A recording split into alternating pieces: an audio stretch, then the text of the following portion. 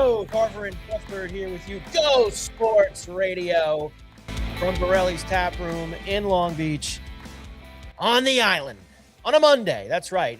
Once again, this week, holiday week, New Year's Eve, New Year's Day. We switched things up for Monday and Tuesday this week, just like last week. Next week, back to normal, Wednesdays and Thursdays as we head into 2026. Amazingly, here on the program and in life. Beautiful day. Beautiful, wet, rainy Long Beach Monday. The final half week of 2025. Mike Carver here along with Paul Cuthbert. Hi, Paul. How you doing? Good afternoon, Michael. Good to see you. Crazy, 2026. It's here. A few hours away, baby. Yeah, Couple of days. Getting very close. It's for us kicking off the new year, and we've got plenty to discuss today. We've got a lot of NFL from the weekend to talk about. We do have a game tonight. Final Monday night game with the Rams and the Falcons. Has a little bit of juice, not much, but a little bit of juice. There's some importance there for the Rams tonight. We have plenty of football. We got a lot of hockey to do as the Islanders shut out the Rangers again. Oh, come on, man. On Saturday. Gotta bring that up. And then couldn't get it done in the back-to-back in Columbus last night. Rangers are in Carolina tonight, which is, aside from that win they got in early November, been a house of horrors for them over the past few years. But we'll see if they can make it 2 in a row against the Canes in Raleigh. We got some hoops to do, bowl games, very, very busy here today, as it should be. I like that it's busy. I like that there's a lot going on. It's crazy. A lot of things I'm upset about. Good times. There's a lot of things to do. So why don't we start with the Tankathon Bowl? I think that's a good place to begin today, as the Giants beat the Raiders in Vegas on Sunday. Of course, the loser of this game was going to be in the driver's seat for the first overall pick in the draft. This was discussed at length last week by us and many others of what do? Do you win the game and Dart gets a win, or do you throw the game, make sure you get that first overall pick? It's impossible to actually throw games, but the Raiders tried as hard as you possibly could by taking Bowers out of the lineup, taking Crosby out of the lineup, taking all their best players out of the lineup. And at the end of the day, that was just too much for the Giants to overcome and trying to lose the game. The Raiders just brought a real Z squad out there.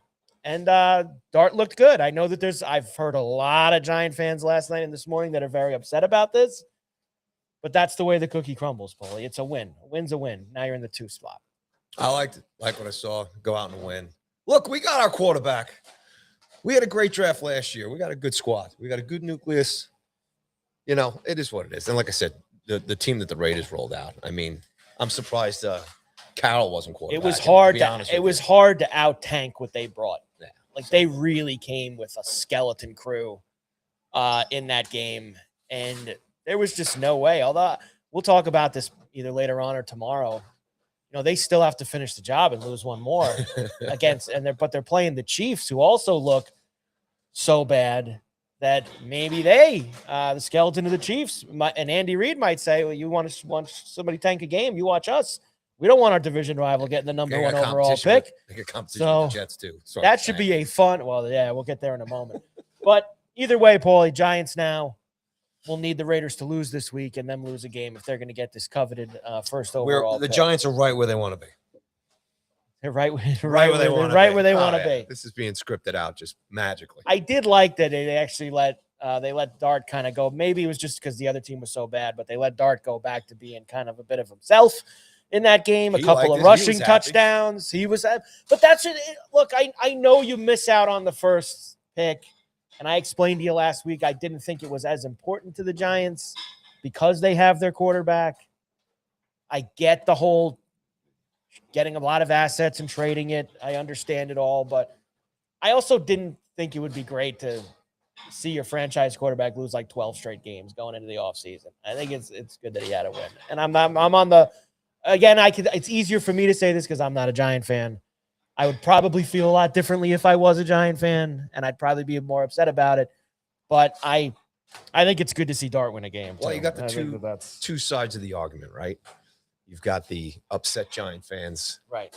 Upset about, the draft, the pick, and everything else. And then on the positive side of things, like I said, you got a really good nucleus of young guys, Neighbors, Carter, Scadaboo, Dart. and your quarterback here that you got him in the draft last year, now has a full season of reps. He's got NFL experience now. Right. He's experienced losing like he's never felt before. I've experienced plenty of that this which year. will, I'm sure, reinforce his drive for next season. And like I said, the Giants do the right thing and get a good overhaul here as far as the coaching vacancies and coordinators and everything else. And who knows, maybe even a GM. Well, that's actually I where think I've got something great to build on here. Go next, because that's been the story this morning. Is the reports that, and it's almost so much reports. I know that Jordan Renan was on ESPN radio this morning and saying, I think the question that was asked to him was, gun to your head, do you think Joe Shane's going to be the GM after this year? Is he still going to be making these decisions going into a contract year and basically winning like 4 games over the last 2 years? I mean, just been awful. And he thought, yes, that Shane would still be the GM. And I think that that's now kind of the discussion is who's really going to be making these decisions for the Giants now that this season is wrapping up and you get through this last game against Dallas on Sunday. And then because it's such an important off season, it's so huge because you need a new coach. You need to build pieces around your franchise quarterback. And is Joe Shane done enough over the last few years that he deserves to make all those decisions? Because if it doesn't go well, you're going to waste another year. And you might even waste it with whoever you hire as coach, because what if you get a new czar of the football next year and they don't like the coach that he hired? And then, that guy could be out, or maybe that guy's not good at developing Dart, and then he's going to be, there's a lot of problems where I think you have to wipe the slate clean when you're doing something like this. You've already, decided you're making a coaching change. You made that decision months ago in the middle of the season. And there's obviously this prevailing thought that the reason why the Giants might keep Joe Shane is because of obviously John Mara's health and other things around the hierarchy of the organization, that they don't want to make drastic changes like that. But you might have to do it anyway. So I think you just pull the Band-Aid and you do it now, and you find somebody to run it now. Yeah, I mean, when that last second ticks off of that last Giant game, it's like, watch. Well, the decision needs to be made like then. Yeah, like well, it needs to be done now. It's going to be something to sit back for Giants fans here to see exactly how quick everything either moves or does not move. Right. Because who's really hiring the next coach? Is it him or is it the ownership group? Which, again, John Mara is going through a lot right now. He's sick. There's a lot of things happening with him. So following day after end of games for the Giants, maybe the hatchet comes down, or maybe if I were them, I would chop him. I would get rid of Joe Shane. I think you need to, because you're going to have so many things that are important that I think that needs to be in lockstep together, which is, let's say, whether it's the first pick or the second pick overall in the draft, it's an important pick that is going to have value, whether you're trading it or picking it. It's going to have a lot of value, and you need to know who's making that decision, who's going to be the head coach that goes with that decision, where are you starting to build around Jackson Dart, there's so many things that the moment that game ends against Dallas, like you said, the clock starts ticking on it, and it needs to start being put into motion because things move fast. Yeah, well, and these guys, there's a lot of jobs that are going to be open, and there's going to be a lot of competition for all those. There's not a lot of great coaches out there. But I think as far as the Giants fan base, as far as the business side, as far as season tickets, everything else, as far as appeasing the fan base, this is a tough decision here too or maybe it's not a tough decision. I don't think it's tough for the fans. I know. No, I know. But I'm saying, like, if they keep showing and things don't change, that bad taste in the Giants fans' mouth is going to be there. Yeah. And, they've got to kind of, like you said, I'm with you. Clean the slate, get a whole new vibe for next season. Right. With Scatterbo coming back, with Neighbors coming back, with Dart, your quarterback, and then possibly still some good draft pickups coming up. There's a lot of things that would be attractive to a new general manager or to somebody to come and run this team. And the fan base to get excited for still, even beyond this. The fan base will be very, very upset if Joe Shane's going to still be the GM. They're going to be very upset. if he's continues on. I mean, Certainly is the vibe. he's done a look at it. At the end of the day, the business is winning. That's it. That's what you're judged on. And I don't like when guys only get a year or two. This is now more than that. You know, he's had enough. When you get to 4 or 5 years, you've had the time to put a winner together. And if you haven't at this point, it's time to give someone else a chance on record. to do it. His previous drafts up until last year were pretty awful. Well, look, he's got some misses in there. There's no question about it. Now you could say that there's some hits too. And look, I think it's hard. You can't. I always say you can't screw up top 10 picks. And I mean, you can't, they can be screwed up. I'm saying as a general manager and as a team, when you get those premium top 10 picks, you got to hit on them. It's so important to your franchise because you don't want to be picking there. That's not where you want to be. You don't want to be picking in the top 10. And unfortunately for him and the Giants, they've been picking in the top 10 every single year. And for the amount of years they've been picking in the top 10, I don't believe that they've acquired enough premium talent. Now, Evan Neal was probably the worst of all the first round picks that he said. He was a complete stiff. You know, Thomas never plays. Neighbors is really good, but he's also now had injuries the first couple of seasons. You know, I mean, Carter looks like he could be good, but it also looks like has some growing up to do. So there's a lot of things. It's been a mixed bag kind of.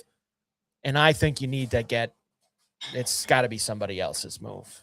That's what it has to be for me. It's time. Like the when does the losing stop?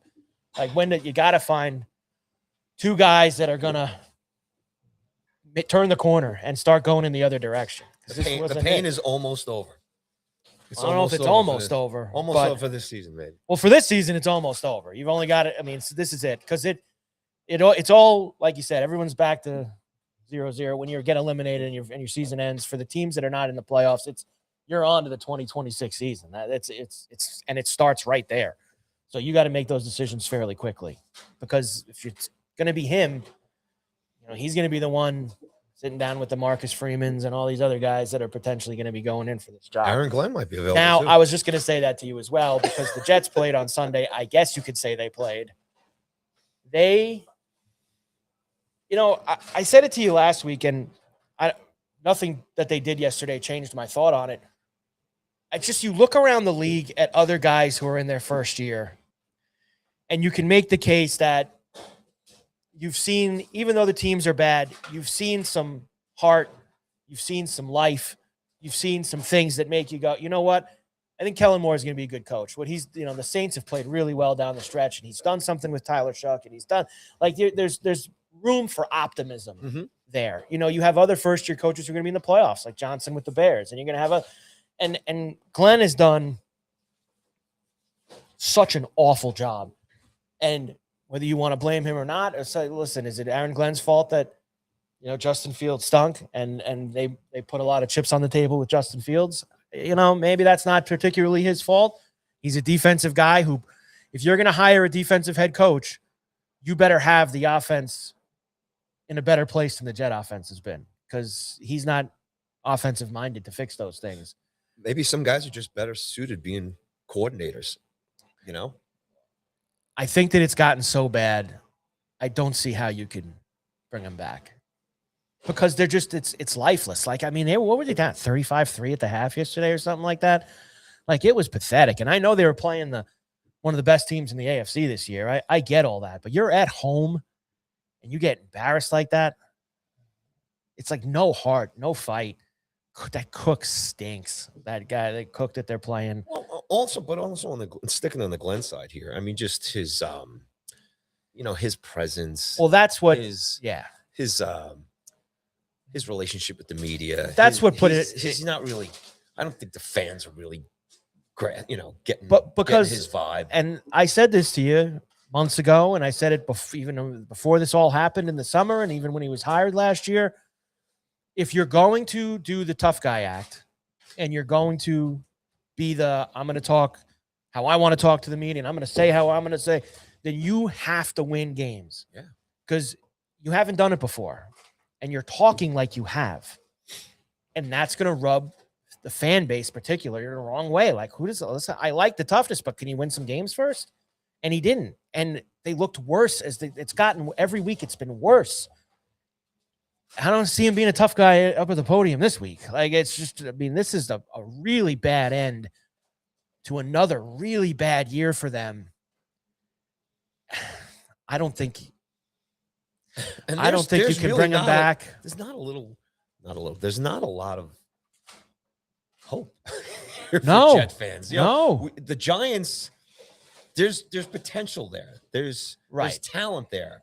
There's a core group there that maybe just needs the right guy to manage it. But on the other side here, I don't think there's a lot of attractive stuff. And it starts with quarterback because they don't have one. And they're not going to be, they're going to need to trade into one of these slots if they, and I don't know how much they like. Obviously, everybody likes Fernando Mendoza. And if the Raiders have the first pick, I'm sure they're going to take Fernando Mendoza.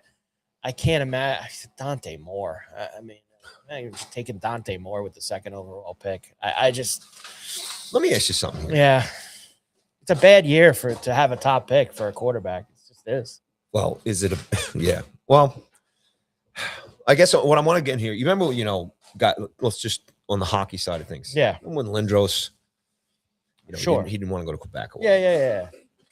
In football, what about these top draft picks that come out here?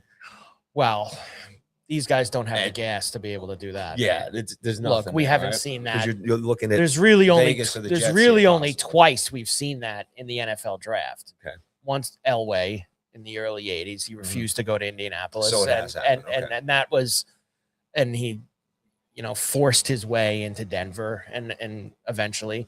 And then it happened with Eli. Eli refused to go to the Chargers, and the Giants in San Diego brokered that deal where the Giants took Rivers fourth and they swapped. So that's really the only two times that it's happened. And think about who it's John Elway and Eli Manning. These guys, it doesn't really happen anymore. And these guys definitely don't have the gas to do it. Like, they're not good enough to be to be making demands like that. Like, honestly, if Dante Moore gets picked second, he shouldn't care who picks him second. Mm-hmm. That's just that way. Same thing with Fernando Mendoza. Well, I was really thinking about him more than anything, Mendoza. I don't think the Raiders is as bad as they've been. I don't believe the Raiders are the most unattractive place for a quarterback to go. I mean, when you think about it, yeah. Look, I don't know what's going to happen with Carroll. That could be a one and done situation as well. But there's a guy, but there is a guy who is a part owner of that franchise, who is the greatest quarterback of all time, and having him in your corner and to be able, and because how he is, he's a football junkie. I don't think he honestly should be calling games on Fox, considering he's a small owner he's a part owner of the Raiders, but that's either here nor there. He's a guy that loves football and will probably be there for whoever that kid is and help them along the way. And that's a hell of a guy to have at your disposal. It ain't a bad place to live. I mean, there's a lot of attractiveness to going there, and maybe he'll be the guy that turns that franchise around. You're only a quarterback away. Possibly too to be a part of building a winner there too. It's a beautiful stadium. The stadium's unbelievable. Yeah, It's a rising town, obviously, with it's just, and like I said, you guys, as much as Davis's son Mark's a doofus and how he's run the team, but he was a smart businessman taking him to Vegas. I'll tell you that was a smart move by him. The Brady factor there, I think, is enormous, especially for a young quarterback. If they ever get their hands on one, is having him in the house and be able to help whoever it is. It's huge. But getting back to the original point, Jets should fire Glenn. I don't see any reason for keeping him. I just don't. What's he done this year that makes you say, man, you know what? I think this guy could be a good head coach. What has he done? You'd have to ask some diehard Jets fans. I saw some Jet fans bring this up last night and this morning, and it's very true. If you don't fire him and you keep him and you do draft, somehow get up to the top and take one of these quarterbacks, who's developing them? Is it going to be, Aaron Glenn's not an offensive guy. Yeah. And then when they go 3-14 again next year and the quarterback development is stagnated because there's just no great offensive mind there to help them. That's a year you wasted. You wasted a year of development. You know, you got to bring an offensive guy in to come be the head coach and usher in your quarterback that you took. They don't have the greatest owner in the world either. No, they don't. They've just never had the greatest owner, to be quite honest with you. It ain't easy, Paulie. It ain't easy. Ain't easy being a Jets fan. That's certainly not easy. Hasn't been easy being a Giants fan either, but I got to tell you. 35-3 at the half. Either the lesser of the two evils here is the Giants, I'd have to say. Right now, they'd be picking second and third in the draft. Second and third. And I think they pick second and third the Barkley year. Was that Barkley Sanchez was that year too? No, Barkley Darnold was that year. Okay. I think that was the year Baker went 1. Barkley, Darnold, Giants picked 2-3 that year also in the draft. So you might get that again this year. So although I don't think the Giants will take a running back with the second overall pick. Positive outlook if the Jets and Giants clean house. Yeah. You got a couple of good draft parties to look forward to then. Well, you're going to get that. You're getting draft parties, that's for sure. That's the one thing you will have circled in late April. A little extra hoo-ha in them. You'll have a little bit of that coming your way. We all need a little bit of hoo-ha. Everybody needs a little bit of hoo-ha here with us. So the Jets and the Giants, another loss Sunday, and there's only one more of them left. Giants, Cowboys, Jets, Bills coming up on Sunday to finish off the season. And the Jets will play in the last game at the old Ralph Highmark Stadium as they will lose to the Bill backups at 4:25 on Sunday to close out historic Ralph Wilson Stadium / New Era Field / Highmark / Rich Stadium / the 600 names that old place has had over its history. I'm sure there's a Marv Levy lounge in there somewhere. Too, right? I'm sure there is. Definitely in the new building, right? The Thurman Thomas Taps. They got everything in there. The Jim Kelly Club. Kelly's Corner. Kelly's Club. The 12 Club up there. So that's because they're not going to be winning the division after losing to the Eagles 13-12. Quite the game. Because there was only 2 games at 4:30 yesterday. It was the Tankathon with the Giants, and then there was the Eagle-Bill game. Well, lash and rain during the game, just lashing down, and it was really a tale of two halves. Tommy's an Eagle fan. I talked to him about it when I came in today. How the Eagles being very respectful. He is. He's being very, and that's okay. And I hope we play one more time in the second Sunday in February. That would be. I hope that we're playing again down the road in a few weeks. But it was an interesting game where the Eagles dominated the first half, especially, they were able to squeeze 13 points in, and then the Bills defense clamped down in the second half. And they had a few drives where they started to move the ball a little bit. They got stopped on a 4th and goal down at the 1, and they came back and were able to get a couple scores. But it was a blocked extra point on the first touchdown. Jalen Carter's a freak. That guy on the Eagles, he's a dirty player, but he's also a freak.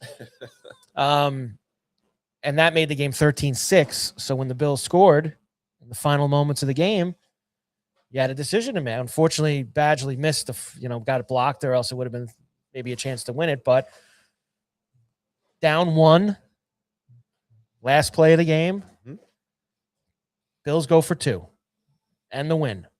Don't go for the tie, go for the win. And Allen would have been a chipper of a tie. And Allen just missed Shakir in the back left to the end. It just let him a little too much. Shakir was open. He had broken from the guy. Just needed to be a little bit more on target with it. Allen knew it after. He knew it then, knew it after. He blew the throw. And look, even though you're the MVP, I guess you can't be 100% all the time, Paulie.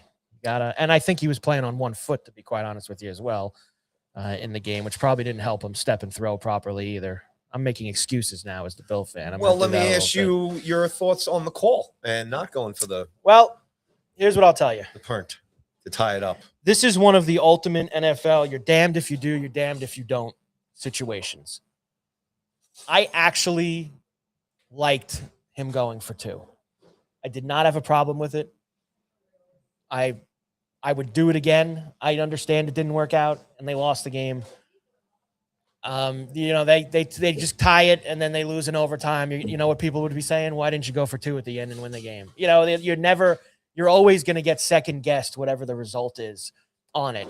Now, why go for 2 there is also another question, because the Bills at that point seemed on defense to have really figured out the Eagle offense. They did nothing in the second half. They didn't complete a pass. They didn't move on. I mean, they did nothing in the second half. They had them on their heels. Why not go to overtime and get another stop maybe and then go and win the game? Well, I think that's why they went for 2. They had them on their heels, and they had an opportunity to end the game right there. Do I think he thinks of it differently if it's a playoff spot on the line, Paulie? If that was the do or die of making the playoffs or not, do I think he kicks the extra point and goes to overtime? Yeah, I think he probably does. When it's not as dire for your situation, I think that played into it. And remember this too, the kicker sucks. That's their 5th kicker this year. And I know it was blocked and he didn't miss. That guy's missed like 4 or 5 extra points this year for other teams. He's only been on the Bills for a week because the Bills lost first. They lost Bass, they lost Prater, they lost all these. So they're on like their 5th kicker, and the guy's a hack. So what if he sends him out there and the guy misses the extra point? Why didn't you go for 2? You knew the kicker sucked. Why didn't you go for 2? There's always no matter which way you go, someone's going to fight the other side. For a guy that I always feel is super conservative and he never makes the right decision and he always is too tight to the vest, I actually liked seeing him. And it was immediate. Like even he had because he remember Knox scored, and they reviewed it and put the ball at the 1. Even when that first score, he held the 2 up. He had it in his mind. He was doing it, and he stuck to it. And I don't have a problem with it. And why not run the ball either, especially with Allen? Why not just put like 4 or 5 guys in front of him? Just run. I think that there's 2 reasons why. Allen's mobility, the whole game, the whole season. Because I don't believe they had Allen's mobility yesterday. Okay. They didn't have it. And you could tell that. There were times in that game, and the Eagle pass rush was great. They were after him. He was getting frustrated. He couldn't move the way he normally moves. There was a couple times he got out there, and there was the first touchdown was a push with him from the 1 or 2 yard line. And I guess the other side there too is you don't want to take a chance of him getting hurt because you're saying it's not a playoff game. He's already pretty banged up on his foot and his ankle and all. He's messed up, and that's why, Paulie, believe it or not, big picture, this may help them in the long run. Believe it or not, I know that you want to win, and if they would have won, they still would have had a chance to win the division going into next week. But were the Patriots going to lose to Flipper? Are they going to lose to Dolphins this week? Probably not. Watch the Patriots yesterday. They look like they're pretty intent on finishing this out and winning the division with authority. So you would have ended up playing next week full go against the Jets in a game that at the end of the day probably wasn't going to improve you, whatever. And now you know it's not going to improve you because the Pats have won the division. So losing this game now allows them to not play Allen next week. For a guy who was walking around the way he was, him having a week off heading into the playoffs is huge. Now, will it determine who they play? Yes, it will. I mean, if they win, they'd be the 5. If they lose, they'll be the 7. Guess what, Paulie? They're going to have to play all these teams at one point or another anyway. Yeah. So whether you're playing New England in the first game or you're playing them in the second or third game, you're probably going to have to play them at some point. I'd rather play them with Allen getting a fresh week off and getting some rest and going in and being fully healthy, hopefully, into that first game. So however the chips fall with who they play, I don't think matters at this point. I think now having a week where you know Allen can get healthy is going to be more important to the Bills' January run than him making that 2-point conversion yesterday, still walking around with a gimpy foot and having to then go and have to play the Jets because they think they could still win the division and all of those things. I think in the long run, it could help him. Could be an advantage. It's nice to this positivity is nice, Mike. I actually, and I said to you last night that I got a lot of thoughts on it. It's good stuff. And I actually thought for once the guy showed a little stones. And I missed Captain Conservative for a very long time, Sean McDermott. And I liked that. He said, I've got the best quarterback in the world. Let's just go try and win it. In a game that it wasn't the Super Bowl. You know, it would have been like nice. You said, if it was a playoff game, I think he kicks it and you go to overtime. Yeah. Like I think that there's scenarios where he absolutely kicked. And he's got a loser kicker. Why risk? Like, just put the ball in 17's hands. The guy was open. A rare bad throw. That's it. You lose. Now you rest. Now, let me ask you your thoughts on the Eagles here as a team here going forward. and maybe some issues that they either have. What did they show you yesterday? They showed me that their defense might be the best in the NFC. I think that is going to be the thing with the Eagles is I know their defense is going to be there when they start these playoff games, but their offense is clearly in a fog a little bit, and it has been kind of all year. And every time you think they're about to bust out, they take a little step back. Like, give the Bills credit, and I saw John bring it up. Great halftime adjustments for the Bills yesterday, but why can't they ever start on time? And that's very true, John. The Bills have now done this week after week. They look, and I wouldn't even call them bad in the first half defensively, to be quite honest with you. They gave up 13 points, which for them is kind of a win. It's kind of a win, but they have been very good at halftime adjustments in the last month in all of these games, and they were again against the Eagles. And I think it's a little bit of the Eagle offense is, I don't care how good the adjustments were for the Bills. You can't not complete a pass in the second half. Like that's pretty bad. That's hard to do. Yeah. That's real. And I know the conditions were bad, and I know all, but that was a really ugly performance by their offense. And in the past few weeks here, you can go back to the Eagles-Chargers game, with the turnovers, the confidence as far as Hurts and the Eagles offense in general, as far as their passing game is pretty weak. It's weak. It's very weak. Not a lot of confidence there. Not a lot of confidence. And I think time of the year to be going through this. And I think that's the thing that is going to make or break them here in January. I think that their defense is good enough to beat anybody in the NFC. And that includes, we've seen this Niner team now. We're going to talk about them in a little bit, score tons of points. And we know the Rams can score points. Seattle's offense but Seattle's D has been more for them than their offense recently. We know the Bears can score points, and the Bears ran it down the Eagles' throat on Black Friday when they played back in Thanksgiving weekend. But their D is good enough to beat anybody that they come up against. Can they get more out of the offense? And that's because I don't think that they'd be able to play a game like the Niners and the Bears played last night. No. Like that, their offense isn't there to play that kind of a game that you saw on Sunday night. Like, that's just not. And the Eagles are showing a lot of the rest of the NFC DCs. Yeah. A lot of weaknesses here. That now, like I said, crunch time, one game in, one game out. They can really prepare for it. So if you got a healthy defensive squad going up against the Eagles here, they're not as intimidating as they have been in the past. No, they are not. They are not in that case whatsoever. But look, I don't think they're going back to the Super Bowl, but I don't think it's completely out of the question either. The talent's there on the offensive side. It's just something's really broken there right now, and they don't have a lot of time to figure that out. Guys aren't stepping up for them.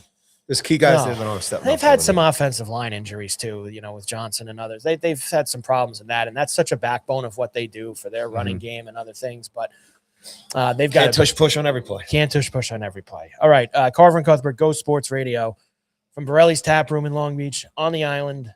Rainy Monday here, the final half week of 2025. But there is a lot of things that are going to be happening at Borelli's this week, Paulie, for New Year's Eve, New Year's Day. It's the final countdown. This is it. And Borelli's is going to have plenty going on here for it.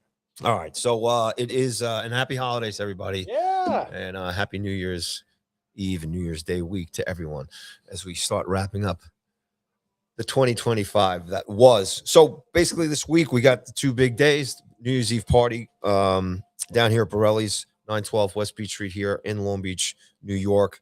Free admission for the New Year's Eve party here. So just come in, come out, whenever you want to do, hang out all day, hang out all night. No cover charge. And there's going to be live music with Lavish Life at 10 p.m. And it's just going to be a blast here. This place was rocking this weekend. Everybody's back in town for the holidays. So don't expect too much room in the place here for New Year's Eve. If you've still got enough energy for New Year's Day, Borelli's will be open at 11 a.m. And there will be live music starting at 1 p.m. with Joe Gunning. So that's a good day here post New Year's Eve celebration at Borelli's. Once again, live music with Joe Gunning at 1 p.m. and we'll be open here at 11 a.m. Billy Joel Night returns here on January 21st, Wednesday, January 21st. And on Tuesday, January 27th, comedy series returns here as well with Joe List. And I believe it's just one show. It's a 7 p.m. show, and there's limited tickets left, getting very close to selling out, as do all the comedy shows here. They always sell out here at Borelli's. You can go to Borelli'sTaproom.com or search Borelli's Taproom at Eventbrite.com for tickets to see Joe List on the 27th. Then we got live music this weekend, too. I just want to forgot to mention that earlier. Friday on the 2nd, Tim Quinn is going to be here at 7 p.m. And there's also live music here on Saturday with Evan Kariga and Dennis Kelly. They'll be at 7 p.m. And then DJ TM Select will be here at 10 p.m. So that's Friday and Saturday, kicking off 2026 here at Borelli's as far as the great weekend entertainment that they always have. On Sunday, February 1st, the Sunday Sauce competition returns here at Borelli's at on the Sunday afternoon. And if you get to win, a chance to win $500. So if you got anybody in the house that makes good Sunday sauce, get them down to Borelli's here on Sunday, February 1st with a chance to win $500. So that's what's going on right now. And just get down here, Borelli'sTaproom.com, great place. And you can always come down here for lunch as well, too, during the week and hang out with me and Mike, 12 p.m. You should do that. Rock and roll. A lot of people are off the next couple of days. There's no reason why you can't come down and do that. It's too cold and too rainy to go down to the beach, so let's go. Get Not inside as- Borelli's. Not as many dog walkers today. On the cold, rainy Monday in December All the snow's going away. on the island. Yeah, snow went quick, right? We got all that snow. I Saturday don't night- mind this. Friday night. I don't mind this. Drop the snow and then it's gone. And a then couple gone. days. Wash it Yeah. away. It's the best. It's good I don't routine. need it. Kids get to have a little fun. Hanging around out there. Yeah. It's Took over. them sledding, did the whole deal, Yeah, and then man. wash it away. Get it out of here. Just like Get it right on out of here because we don't need it. I certainly don't. That's for sure. All right, so we did the locals and the Great Bill Eagle game. Let me give you the rest of the best of the rest Good weekend. of stuff that happened. I'll start with this because this was just so gutless. So after the Ravens ran all over the Packers on Saturday night, Oh man, and Derrick Henry just went bonkers. what And wow, a performance! Nothing like it taking Harbaugh and Monk and years to figure out, oh, maybe we should just give Henry the ball 36 times and let him just run through everybody for 200 yards and 4 touchdowns. Phenomenal Maybe that's a good performance. game plan to win, especially when Lamar's not playing. Maybe just give him the ball every Yep. time. Wow, what a concept. And sure enough, it worked. And they won that game, which kept them alive, Paulie. Yeah, man. And they then needed the Browns to beat the Steelers on Sunday Either. to make their final week game be for the division. And sure enough, the Steelers complied by losing in Cleveland Stupid Steelers. 13-6 yesterday. 6 And points. there is one guy, actually, I blame for this Steeler loss. And he didn't even play in the game.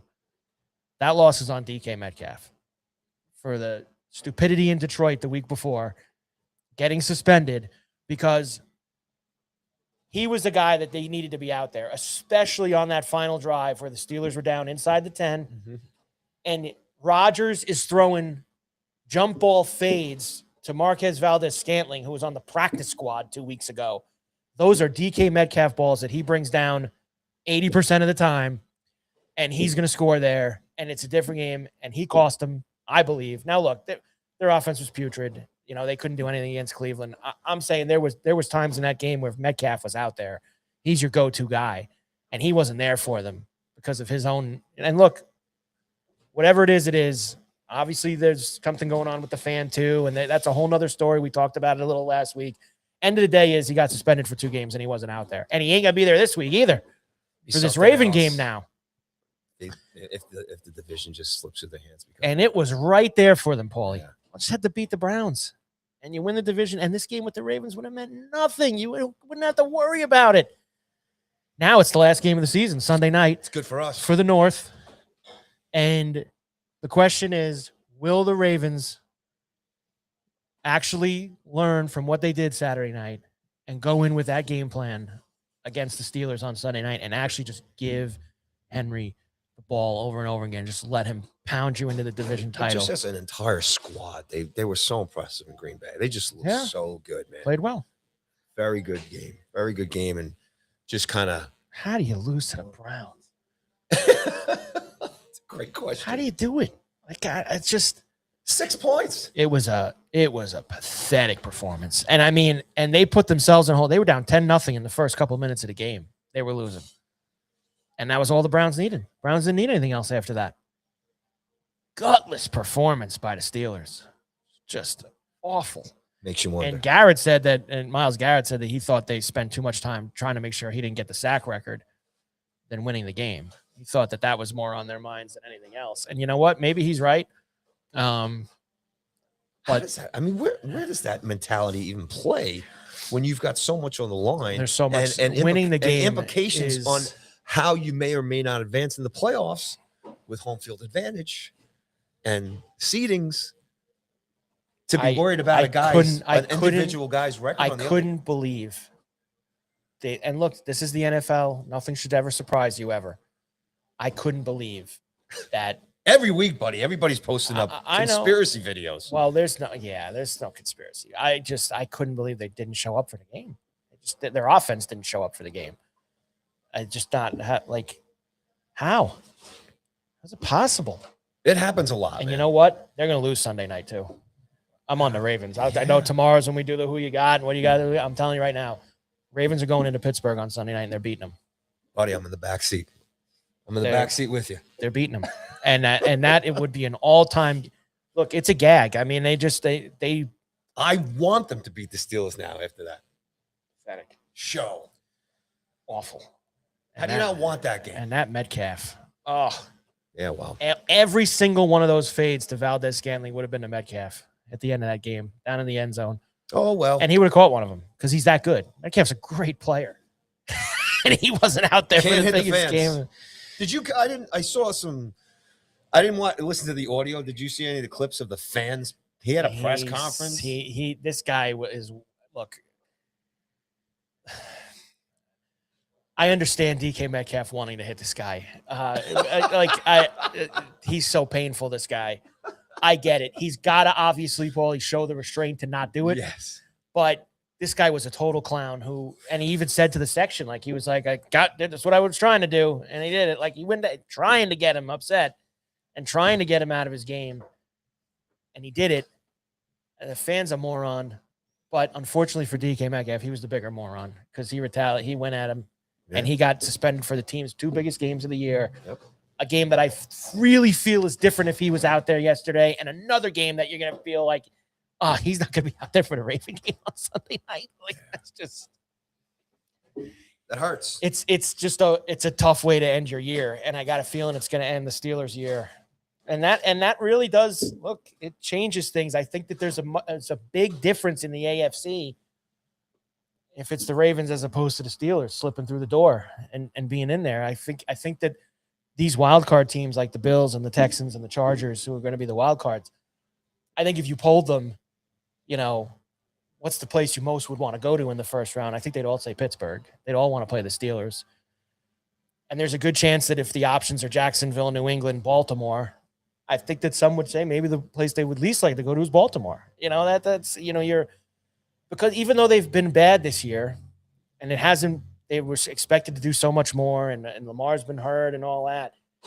I think you watch those clips of Henry on Saturday night, and if they're actually going to call their offense that way, it's a big problem for you. Big problem. So you take a team like the Ravens, and it doesn't necessarily mean, okay, if you've had a tough year, just got to get in. Everyone's 0-0. Everyone's 0-0 again. Lamar's getting his reps in. He's looking a little confident, and if he doesn't have to push himself too much because he's got Henry. It's kind of coming together. He didn't play Saturday night. I'd be interested to see what happens this week with him. Obviously, this is a win and get in game. He wants to be out there. Interested to see. I don't know. I think he's a little more hurt than they're letting on. Yeah. Yeah, I really do. And I think that maybe they were I think they didn't play him Saturday night thinking we're going to make this a Henry game. And if we win, hopefully he's rested enough that he'll be good to go to play the Steelers next week. I think that was kind of where they're at. It's a bang up job. They get in without him and have him ready. Yeah. Yeah. But interesting, massive game, which we'll talk about tomorrow. with the two of those. Elsewhere, Jags beat the Colts, buddy. The Colts were right there. Right there.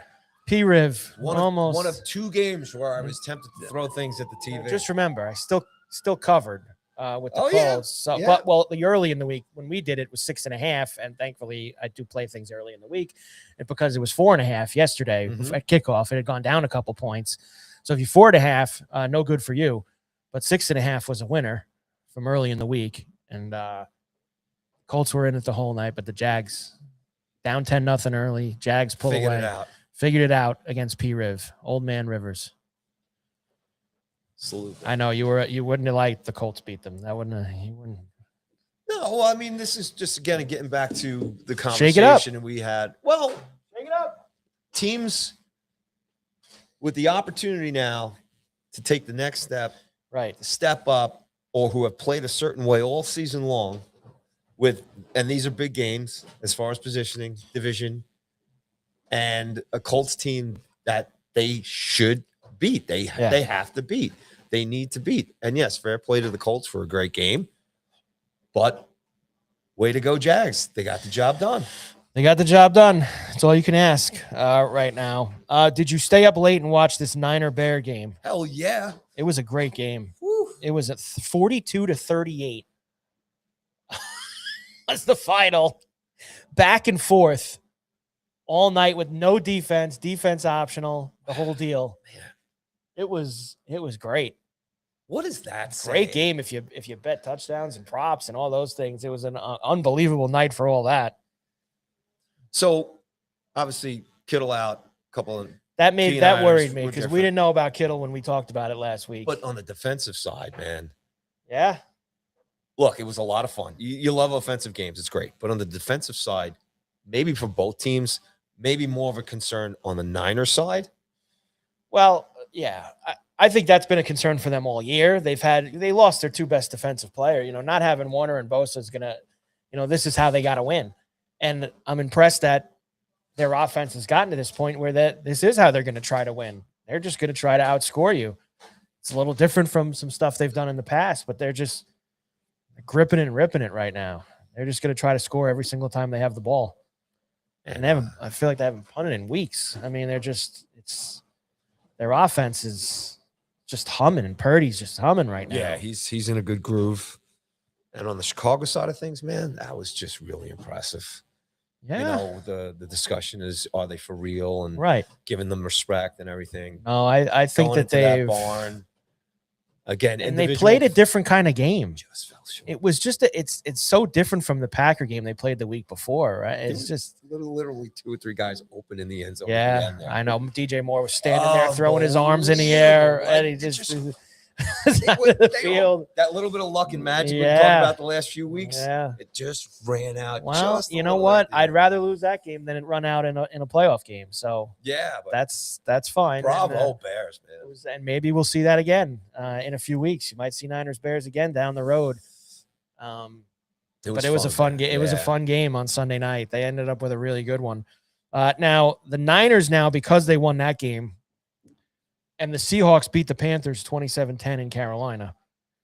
And We'll get to the Panthers in a moment because Bravo, they're still bravo for him. First quarterback in NFL history to win 13 games in back-to-back seasons with two different teams.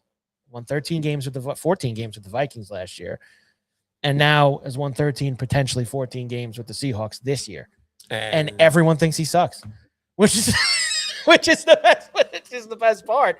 Everyone will bet against him in the playoffs. And there are 4 of the quarterbacks who had back-to-back 13 wins. Yes, Rodgers, a few others, but he's the only one to do it with two different teams. Okay, he's the only one in that group that hasn't won a ring, and I have to say, I don't think he's going to win a ring. I don't think he is either. But stranger things have happened. Trent Dilfer's won a ring. There's guys who have won rings that maybe people didn't think they were the best team. The best quarterback. Brad Johnson won a ring. There's sometimes. I don't think it's this year, man. I don't think it is either. But Seahawks, Niners, Saturday night for the whole shebang, for the 1 seed, for the bye, for home field advantage, everything on the table. The winner gets it in this game. It's a good one. Saturday night in in Santa Clara at the Yeah. Niners. Don't you have to say now? We got who you got tomorrow. Who you got tomorrow? Who you got tomorrow? We're gonna save it for tomorrow, but you get a day to think about it. Niners and Seahawks. Saturday night. I love that it's Saturday night standalone game. Early spread on that game yet? Yes. Seattle -1.5. Road favorite in San Francisco. Well, I mean, that defense. That line, I might be on the Niners on Saturday night. I might be on the Niners. Because what you have in that game, Paulie, is the styles. Like, the Niner offense has been humming. Seattle's best unit is their defense. Their defense has played really well. Seattle's offense has not been humming. The Niner defense has not either. They just gave up 38 points last night. So you have the two good units on one side and the two struggling units on the other side. What does that lead to us in that game? It's not an easy game to pick. It's not. And I guess, as a fan here and on the gambling side, I think too, it's a little more frustrating. But on a fan side, these are some good matchups we got to look forward to. Really good matchups. Now there's two games on Saturday. The other game is also of high importance. It's who's going to be the team. Well, I guess if the Panthers win, they would have a winning record. They're 8-8 after losing to the Seahawks, and the Bucs lost to Flipper yesterday. So you know how down I was on the Bucs last week. So the Bucs are now 7-9. Hopeless. So the Bucs and the Panthers are going to play Saturday at 4:30. So doubleheader Saturday. Bucs, Panthers, Niners, Hawks. I said it last week. I hate both of those teams. So you can watch it for Someone's got to win. Yep. I don't care. Now there is a scenario which is kind of unlikely, and after the top of the hour, I'll bring this up to you because it involves tonight's game. There is a scenario where if the Falcons win their last two games, don't say it. No, well, the Panthers would win the division no matter what. Yeah, because it would be a three-way tie, and the Panthers win that tiebreaker, even if they lost to the Bucs on Saturday. So I think that gets to be fair, and we're going to talk. I think that gets wiped away because I don't think the Falcons are going to win tonight. So I don't think that scenario is even going to be in play. This is going to be the winner of the game is going to win the division, and that's that. Yeah. This game coming up this week. That we don't need any more. You don't want any more asterisks and this and that, or what could happen. Sneaking in the back way. The backs of the Atlanta Falcons. All right, a few other things, and then we'll talk about that Ram-Falcon game in a moment. Did you like the Christmas Day triple header? Did you watch all the games on Christmas? Those awful games? Did you watch any of them? Yeah, well, like I said, we had them on, They were background filler. And background filler. That's okay. Did you see any of the Texans and Chargers on Saturday? Of course. My Texans. Big Texans win for you. And incredibly disappointed it stayed under. The uniform choice there by the Chargers. Oh, they went with the Damian Tomlinson, Phillip Rivers uniforms. They went with there. What are we doing? I don't mind those. Nah, they're awful. You like the powder blues better and the white. And all the time. Yeah. All the time. Don't wear anything else. Just the powder blues. You don't have to go and pull out all these other ones. But Texans look good. Did a good job. It was a good game. Chargers, I don't know. Any concern here? Well, look. Harbaugh loves his Herbert. So I think that it really is going to be about matchups. Mm-hmm. I really do think that, which is what we want. I think all three of these wild card teams in the AFC are dangerous on different levels. Mm-hmm. Buffalo, the Texans, and the Chargers. They're all dangerous on different levels. But I think that they all match up differently against different teams. Mm-hmm. I mean, Houston and Jacksonville know each other so well.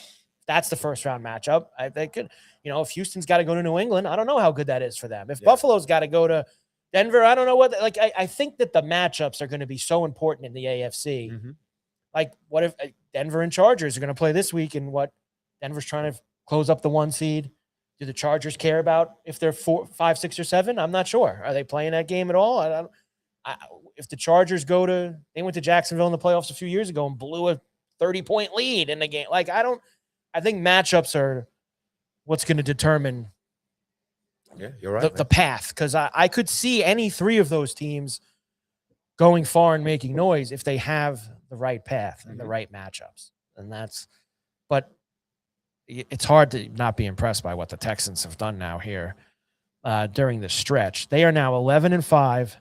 They have won 8 games in a row. They started 0-3. They're 11-2 in their last 13 games. Now, they can, I believe, still win. Can they still win the division, Paulie? I have to see the Texans playoff scenarios because they're 1 game back and they don't have the division clinching X next to them yet. So let me see. Does a win and a loss? Here we go. Jaguars, Pats lose. Lots to play for. I want the Texans playoff scenarios.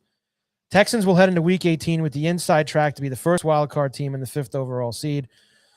I don't think that the Jacksonville has necessarily won the division yet because they don't have the little Y next to them. You notice how they got like the Z. Mm-hmm. The Z means that you won the division. They don't have that next to Jacksonville. That tells me there's a path here. I guess if they lost and Houston won, that they could play it. Houston's playing Indy and Jacksonville's playing the Titans this week. Who do you think's got the tougher fight? Listen, if Jacksonville's playing for something, they should beat the Titans. I mean, there shouldn't be any. And Jacksonville has an outside chance of being the 1 and getting a bye, so they're going full throttle. There's a lot of teams that really don't have much to play for this week, but that's a lot for Jacksonville to keep them interested against a bad Titan team. They should be able to take care of business. But if Houston wins, they're guaranteed to go to that AFC North winner. Yeah, Steelers, Ravens. So I would feel really good about Houston's defense against the Steelers in Pittsburgh. But they're not as good against the run as they are against the pass. If they play the Ravens, the matchups are huge. The matchups are important of what they're going to be.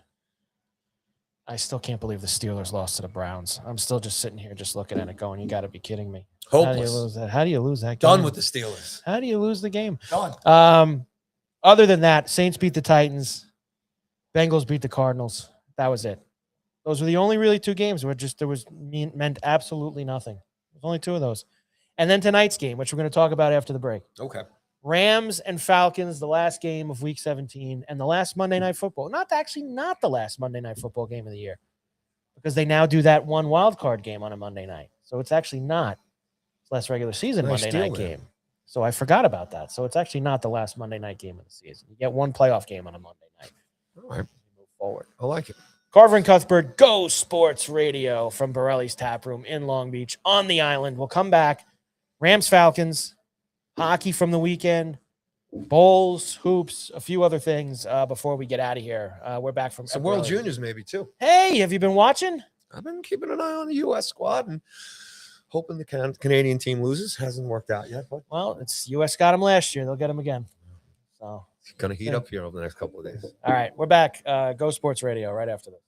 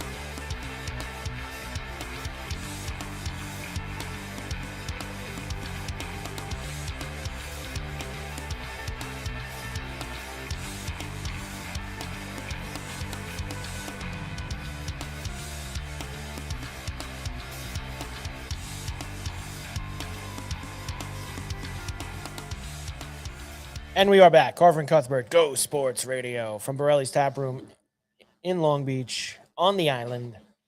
Rainy Monday. Programming note, of course, we are here Monday, Tuesday this week, not the usual Wednesday, Thursday. Next week, we will be back to the normal Wednesday, Thursday schedule going forward for all of that. So just 2026. and it'll be 2026 when we come back too, which is always a fun thing for us. All right, Paulie, a few things to do before we go. First, the last game of Week 17 is tonight, and it is the Rams and the Falcons in Atlanta. So I'll give you what's on the table here for the Rams. If the Rams win their last two games, they cannot win the division anymore. They cannot be the 1 seed. They're going on the road no matter what. But I think this is significant. If they win their last two games, they would play wild card weekend at whoever comes out of the Carolina-Tampa mess, as opposed to losing one of their two games and having to go to, say, Philadelphia or Chicago or one of these other places. So I think, Paulie, that is significant enough that you will see the Rams full go tonight and on Sunday to make sure that because I'd want to go to one of those places as opposed to Philly or Chicago. Who wants to play in the cold, man? Especially when you're right. a West Coast team. So right. And it's just the the Bucks. These teams have been. The Rams, the Rams lost to Carolina in Carolina, but I don't think that would happen twice. I think that's. It'll be interesting to see how the Rams come out and play. They've got a couple of things they've got to tweak. Yeah, they've had some issues here. Look, Adams is still out. They're missing Adams, which and I don't mind that. I think that the best thing for Adams is to be playing wild card. It's to be playing the first playoff game. I don't think that they need Adams to win these last two games. I don't think they need to rush Adams. So I'm fine with that. The Falcons stink. I think that McVay makes this a very businesslike. We have a job to do tonight. We got to win this game. And keep the foot and the throttle down on them. Right. So that's what burned them the last game. Yeah. You gotta finish teams out. Yep. And just a lot of extra rest for the Rams here too. A lot of extra rest. Playing Thursday to Monday is a ton of rest for them. They should be in really good spot here. Pour it on. Yeah. And then get out of Dodge, rested and ready to go. Yeah. It's Rams for me. And look, the lines, it's a touchdown they're laying. I feel comfortable that they can win this game by 10 plus points tonight, Paulie. I really do. The Falcons really haven't given. And look, they've won a couple games here the last few weeks. So I did want to ask you what does the future hold here for the Atlanta Falcons? Or is that look, is that a ways away? I know that they think they have their guy in Penix. I don't believe that. I'm not the biggest Penix fan. I think that Morris is an awful head coach. I think he's a great coordinator. This is the second crack he's had at being a head coach. He stinks. He's an awful in-game decision maker. He's not that. Just I think that they should send him home after this season. I really do. This is a year that they had really high expectations. Yes, they had some injuries. I'm not gonna. Every team has them. They traded they don't even have their first round pick this year. They traded to the Rams in the draft last year. So, this is another reason for the Rams to beat them tonight. They have their pick. You want them further down the board. So even more motivation for the Rams tonight in this game to make sure Atlanta gets another loss. So I think that the Falcons are once again, they're kind of one of those teams that they've kind of been living in that mediocrity too, Paulie, for a very long time. Not in the low level, Jet, Giant, Brown. Had a few good teams here in recent years, but just couldn't close the deal. You'll have Cousins tonight, of course, playing. Look, could the Falcons score some points tonight? Maybe, but I just think that there's too much in the Rams' corner here tonight, whether that's extra rest, motivation, all of those things. It's there. And look, when good teams have played the Falcons, like really good teams, the Seahawks came in here a couple of weeks ago and they beat them 37-9 in Atlanta. Same spot like the Rams are going. Like you pound this team. And what's the spread going on tonight? 7. Okay. 7.5. It was down from 8.5. It's down to 7.5. I think that this is a well-motivated Rams squad here, and they should take care of business tonight. Agree. I feel good about it. So that would finish off this week. Crazy. Tonight's Monday Night Football game. Crazy NFL weekend. Crazy NFL weekend for us. Hockey now. Isles Rangers Saturday. It was quite a game. Isles scored very early, put the pressure on the Rangers, who have a problem scoring goals, put the pressure on them early. And then just a hell of a performance by Riddick for the Isles. They tried. They gave the Rangers 1 billion power plays late in the third period. Gave them a penalty shot, power plays. They gave them everything, and they just couldn't find it. Couldn't find it. An awful penalty shot call too, by the way. Yeah, I mean, Awful Susie penalty gets it. shot. You know, I'm sitting there watching that. You know, you're sitting there going, as a Ranger fan, no, but if that's like, you know, game 5 in a series or something like that, Yeah. and that's your guy, you know, Right. and it was just, it's a shame. You know, granted, you know, every team, the rosters get, you know, that's just the luck of the draw. He's the guy who got the call. He's the guy who takes the shot. And that's the guy. I think Sullivan And was upset it was a penalty shot too. He wanted the power play. Yeah, because he saw who was going to take it. And I don't really think it should have been a penalty shot. It shouldn't have been. It was an awful call. No. Look, nothing's really changed on the Rangers side for me. Look, obviously Miller's out. Obviously Foxy's out. There's not a lot to really get excited about this team. Shesterkin is still having his problems. Well, I wish I had know more for you. I know okay? we do this every week, but like you'd say all that and it sounds very doom and gloom, but No. I'm going to tell you that if they win tonight, they're 1 point out of third in the Metro. You didn't let me finish. Okay. It's not that it's doom and gloom. I think it's a purgatory kind of thing where there's nothing really to get too overly angry about, and there's nothing really to get too excited about, you know, as far as the Rangers concerned. Right. So they do have some injuries. I think the alarming thing is that, look, I'll give Panarin a lot of credit the other night. He played his ass off, but he just didn't get any reward for it. And unfortunately for me, those games from Panarin are few and far between. And there's just not a really good, strong support cast of guys on this team. And you've got young guys that are thrown into the mix here. And the defense is inconsistent. And it's, like I said, it's missing a big key guy back there. And Shesterkin and Quick, for the most part, you know, just haven't been the guys who can really steal him a game here. So, and with all that said, because of the way the league is structured, because of the way the division is, because of the way the conference is, and again, you can go right back to win tonight. You're back in the swing. You're in the mix still. The Islanders played a pretty good game at home. They've been playing very well themselves, and they go into Columbus last night and they lose. Yeah, and I think what you saw last night was, and they're missing their top keeper.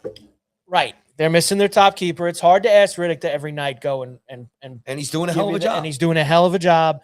I also thought last night was the prime example of you needed to jump on that team early, which they kind of, you know, they played well in the first 2 periods, but you were a team on the second night of a back-to-back against a team that hadn't played for a week. That was Columbus's first game out of the break. And, you know, I was on with Shawnee yesterday. I was kind of talking with him about this on Hockey Night in New York, and I was saying that, you know, one of the best places to tune in for Icelanders nonsense. For Icelander talk. And I was saying to him that this is tough because by the third period, you know, the Islanders are going to be feeling it, and Columbus is probably just then going to start to get themselves going because they've been out for a week. And I've thought the first 2 periods were so key for the Islanders in that game. And sure enough, what happened late in the third period? Columbus ties it, Columbus wins it. You know, that's just, you know, how it kind of fell for them. And Riddick had one that you want to give back. There's no doubt about that. But and on the bad side of the loss, which is a good thing, and grateful that Schaefer's not injured. Well, that's another thing. You know, guys been taking runs at him lately. But there's 2 things that I liked from the outside. Yeah. As being a Strangers fan. Barzell stepping up. Oh, yeah. And number 2, his coach backing him up. Yeah.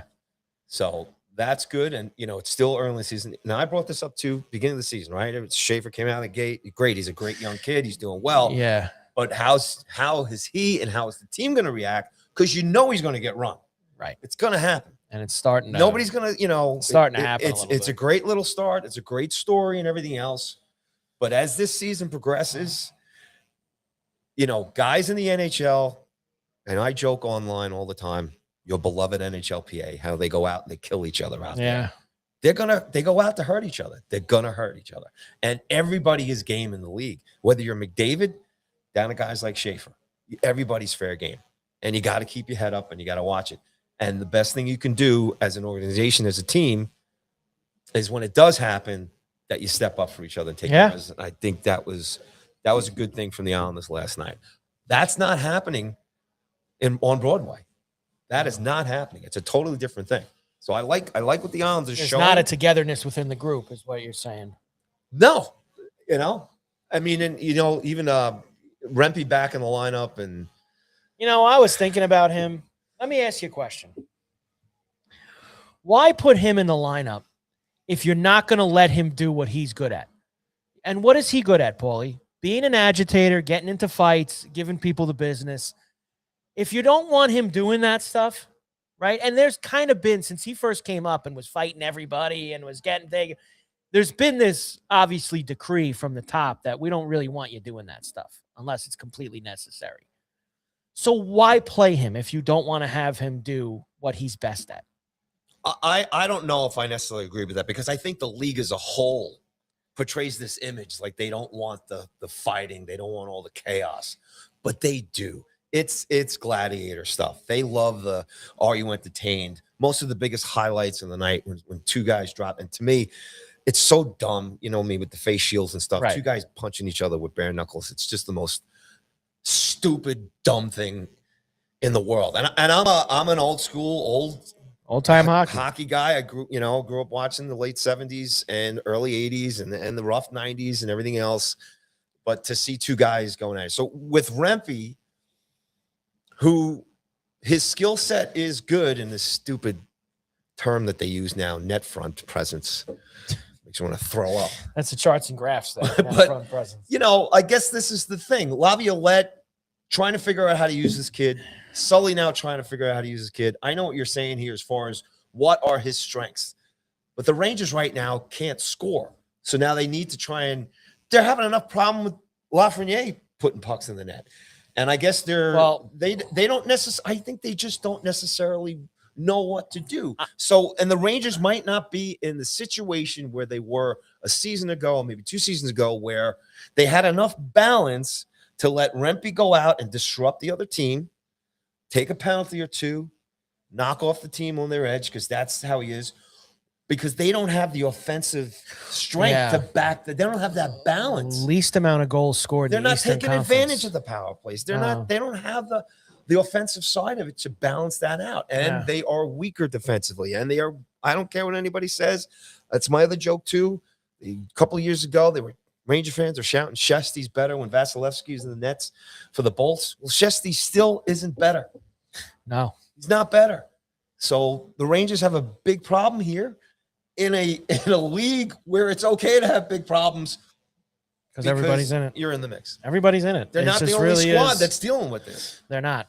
Now, it's just magnified for us, obviously. This being Ranger fans. This matchup tonight, this place is usually a bit of a house of horrors for them. Although they did win their last time they were there.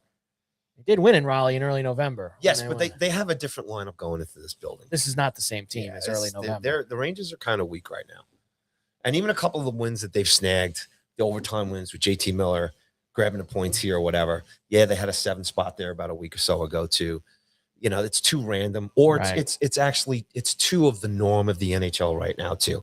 Yeah. The Red Wings are going through this. They look good. You can go on the West Coast and go up and down in the division. We can sit here, and a lot of the teams, besides the top 3 or 4 that we talk about, the same kind of parity. The Caps now are starting to look, very beatable. It's everybody has their it's too long of it, and there's ups and downs for every team, and there's just you got to really put the points up when you're going through those good stretches. There's definitely an anger within the Rangers fan base here.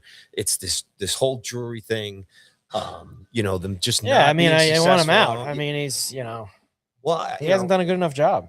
They have yet to put up, their record within the last 10 is okay, but like I said, can you go and win 6-7 straight?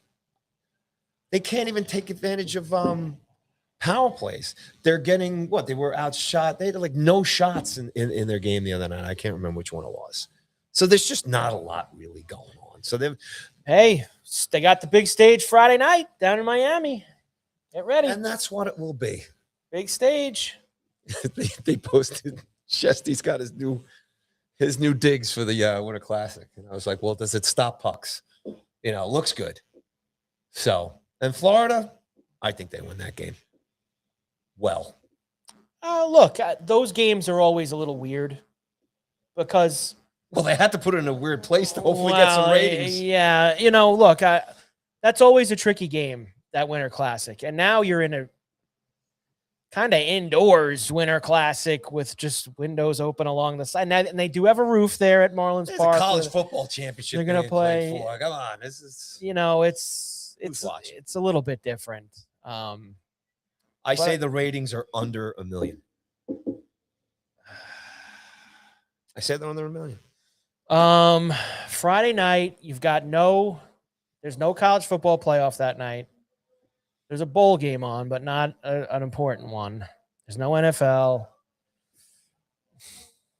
Man, and they're doing it at night too, which is a strange thing. It's usually an afternoon thing, the Winter Classic. Mm-hmm. And they're able to do that because, like I said, they're playing in an indoor. I got to tell you, you might be right. I've felt for years that they've lost the cachet with the Winter Classic, that they've lost the luster, that they've oversaturated it with those other games that they play outdoors in February and all. And they used to January 1st at noon. It was that was always where they were. And they've bounced the time around a lot. And it's a great home game for the Panthers. It's great for their fan base. Yeah, it's great. They never get anything like this. It's great for the and also they're 3 finals in a row. Right, they deserve cups. it. I don't disagrei with that. And they're a good team. It's a weird place to play. The Rangers are just not exciting. They need to find something. They don't have the talent level. I think I just don't. I don't see the buzz. Rangers games in the past playing in this Winter Classic. They've had a lot of success in this game. Yes, I just don't know. They played Buffalo at Citi Field. They played the Flyers in Philly. They've won some of these games. Better teams, more exciting teams back then. Okay. Better lineups. Look, I think it's Florida too. I mean, I'd be betting on Florida on Friday night. But I think that the diehards will want to just tune in, even if it's for a few minutes, just to see what it looks like being there in Miami. I mean, you're going to get that general. But there's going to be a regional tune in. There's no doubt about that. They used to be able to pull in the fair weather sports fan, not hockey fan. The fair weather sports fan used to tune in to the Winter Classic. That would be an NHL game that maybe not the regular NHL watcher would throw on New Year's Day, especially they had the snow globe with Sid and the Sabres the first time, and I think that really attracted people. And then they played in some really historic places, Fenway Park, big house, and big, Detroit and Toronto. And they've it's hard to recreate those things, doing them a second time or finding, once you run through the couple historic places. Yeah, well, you know what? The ones that work, I think the ones that work, I think you should rotate those games back in every 5 years. Have a game at the big house every 5 years. That's fine. Have that game up in Buffalo again. I mean, the fans. I actually would have did one there again this year, being the last year of that place. I would have had one more in Buffalo. But the problem with them is that they haven't made the playoffs in 20 years, and it's hard to put them in that game. That's the hard part about it. They and the year they played the Rangers, there wasn't Eichel on the team. At least when they had Eichel, it was kind of. But bro, you put Buffalo. Let's say they put a. Oh, listen, and even if few cities have bigger hockey ratings than Buffalo. Buffalo people watch, even though the team sucks. They're there for the team. Well, they're there for national ratings, events. TV ratings. They're throw that there aside. For national events too. Yeah, TV ratings. Forget about. But as far as selling out a football stadium, that would happen up there. And if you put any of the the Northeast Canadian teams in there, that's a home run. But you know what? We've been, as NHL fans, very confused as to how they market and show their sport. So, don't expect anything exciting except a night game in Florida against a, Florida team and Florida teams that, again, I can't get that excited about it, Mike. Okay. And I'm a diehard hockey fan. So how's the average hockey fan?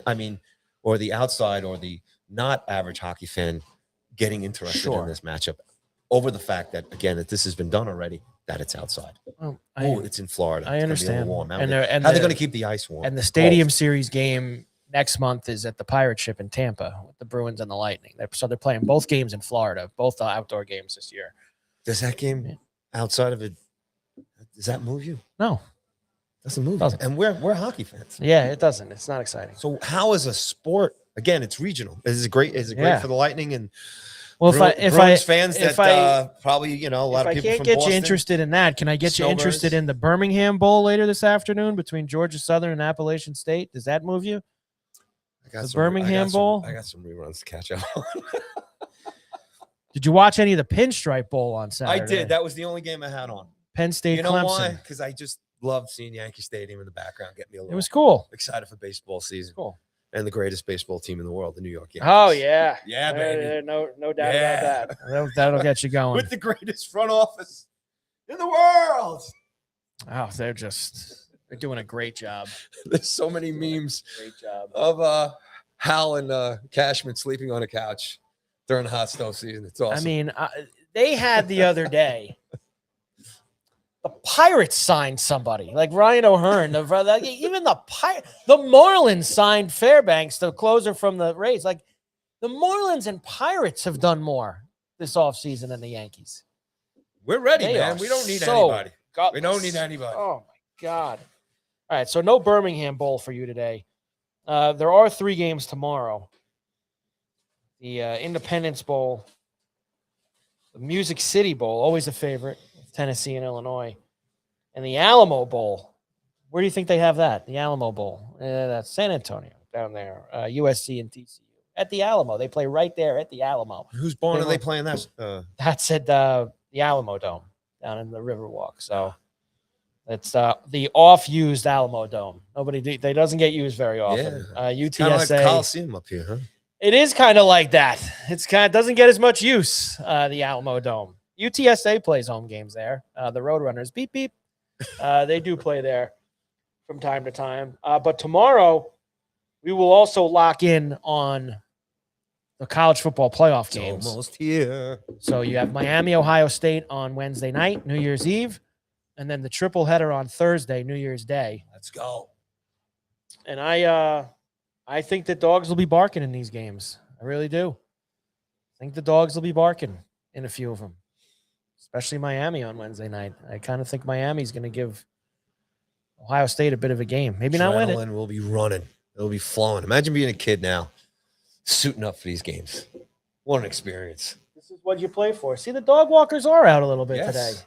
A couple, even in the pouring rain, the dog walkers Clouds are come out. dissipating a little bit out there. Is it going to snow again then in 2 days? Is that the rain, snow, rain, snow? I don't know. We're Northeasterners. We'll get through it, So we'll run through the who you got with the college football playoff. And back to puck. Like I Oh, said, yeah. the juniors are on. Oh, and now I will admit, I have not watched any of it yet. It's okay. It's the first couple I of have a rounds. few First things. round, yeah. It takes me a little while. These are the, I'm not going to lie to you. Early group. I think it's a great event. I like tuning in when USA's in the semis and in the final. I can't get as wrapped up in it as a lot of people claim that they are. I just, it doesn't, I think it's awesome, but I also think it's a little crazy. Like everybody all of a sudden like knows who there's a big junior hockey fan and that's cool. For a week and a half every year, everybody's a big junior hockey fan and they get involved in all this stuff. And there's a lot of prospects in it. The guys that have been drafted. There's a lot of Islander guys in it, a lot of Ranger guys in it. I tell you But what, it's good hockey, and it's gotten better over the last 10 years. It has, and I loved watching last year USA in the final. I And love. it's not just USA and Canada. Finland's got a fantastic squad. Czech's got a great squad. and especially when I'm so geared up for the Olympics, which is very close as well. So and I get it. And war is horrible. I get it. Not having the Russian players, right, who get paid right, to play in the NHL right, and all the other right. leagues, the Canadian leagues, the junior Why? leagues, the ECHL, they're on strike right now, whatever. But all the other tiers, the KHL and everything else. Why can't they? Didn't they used to do?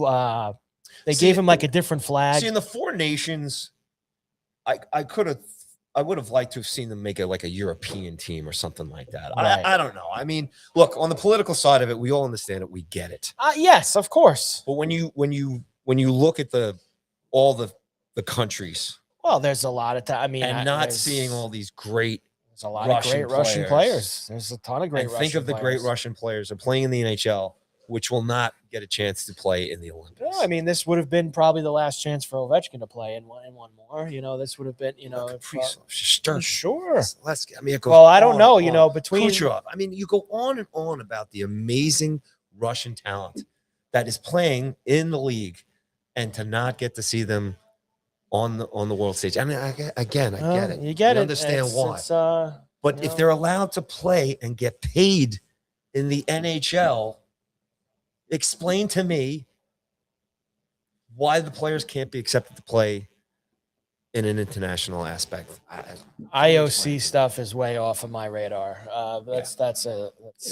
another It's semi-corrupt out of our pay grade. organization that I couldn't be able to explain to you anything that goes But on. anyway, with them. the better matchups are going to start happening right now. Right now, Okay, you have the well, top. You have the I'm top in. teams are playing like Latvia, who gave I'm Canada in a at good the run end. other night, but got crushed by But Finland I'm last not night. one of these people that could sit around and watch the group stage of the World Juniors. I just Understand. I Understand. and I'm maybe in a little different spot because with work and everything, I'm focused on a lot of things every day and a lot of different sports and a lot of it, and it's hard for me to carve out time for the World Juniors unless they get to the semis and the finals. That's when I start the semis and the finals. Look, it's exciting stuff. It is in the States this year. It's in Minnesota. Yeah, St. Paul. There is talk about the attendance hasn't been that which great is a yet. great arena. Yes. The XL, or if it's still called the XL. But it doesn't matter. Once you get to the finals here in semis, that's it's gonna happen. Hey, look, there's great young prospects. Some great young prospects have come out of this tournament. Especially in the USA. The United States hockey program has improved tenfold in the last 10, 15 years. They have. And it's great to watch. So go USA. Go USA. Why not? No suspension, by the way, for Barzell. Good. After last night, they thought there would be a little bit of a league review with that Barzell play, but they let a lot of things go in the NHL. So I think they threw him a pretty good amount. There's of time really no out need of for it the last player night safety as well. department. He missed a lot of the game. They threw him the misconduct. So that was time served. Time served indeed for Matthew Barzell. All right, tomorrow, big show on a Tuesday here from Burley's. We will go through all the NFL for next week, which is, like we already mentioned, 2 big games on Saturday, and then huge Sunday night game with the Ravens and Steelers and a few other things during the day. We have all the college football playoff to go through for Wednesday night and Thursday, the triple header.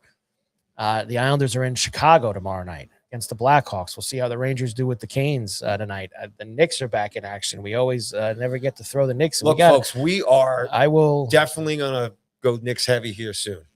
I know. We got a lot of football to get through here, but me and Mike are definitely admiring how the Knicks are playing here. Yes, it's good stuff. Yes, and we will get to all of that as well. Knicks, I know there's a lot of tickets, not a lot of tickets, but tickets. I got the email about the tickets for the Hawk game Friday night at the Garden if you want to go.